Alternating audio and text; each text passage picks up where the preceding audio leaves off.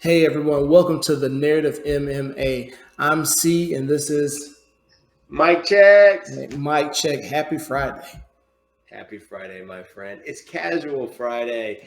And what happens on Casual Friday? We bring you, the casual fan, up to date, up to speed as to what's going on through the narratives that will be played out during Saturday's fight.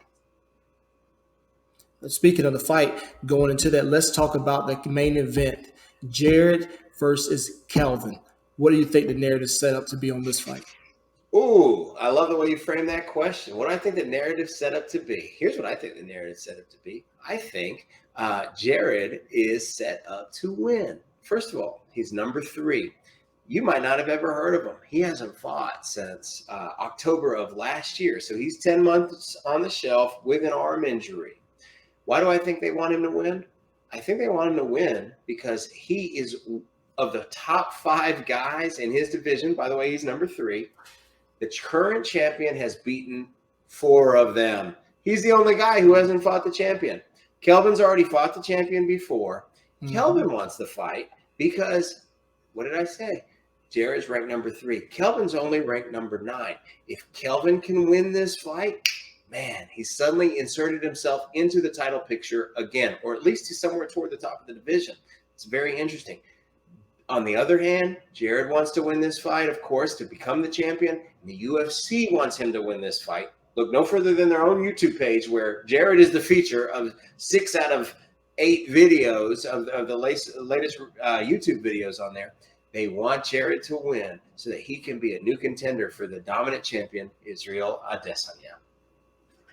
But let me ask you this, C. Do you think Kelvin could disrupt the narrative? And I absolutely think he can, right? With his wrestling skills, I really think Kelvin can win this fight. I think Kelvin takes the leg kicks of Jared Cannonier out of the equation. He wrestles him. He puts him up against the fence. He digs on Jared up against the fence for a little while. I think he tests that arm. He maybe throw a leg kick, something to make Jared block those kicks with an arm because he's coming off an injury. He says he hasn't also fight in over 10 months. So I think it's going to be a great situation for Kelvin to sneak a win and disrupt the narrative of the UFC. Man, that's a lot going on there. Okay, so if Kelvin can win this, what should he do? I think Kelvin should drop down to 170.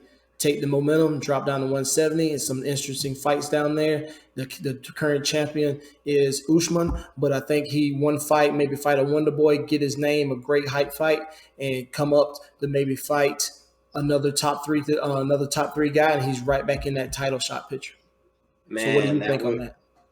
I think that would be interesting. I'd love to see Kelvin drop down. He's had a lot of trouble at 185. He's already fought the current champion, Israel Adesanya, once. And he's small for the division.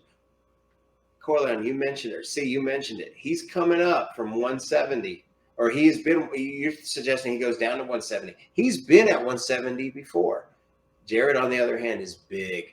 He's coming down from heavyweight. That's 206 pounds plus. He's fighting at 185 pounds. So I think Jared is going to bring the power with him from that heavyweight division, and the UFC wants him to win so that he could potentially challenge Israel Adesanya.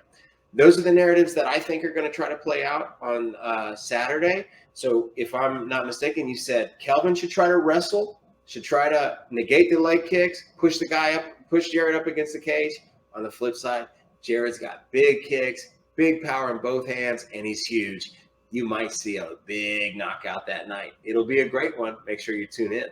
Hey, if you enjoyed this content, please like and subscribe to the Narrative MMA. Thanks for tuning in to Casual Friday. We'll see you next Friday for another casual fan breakdown of the narrative.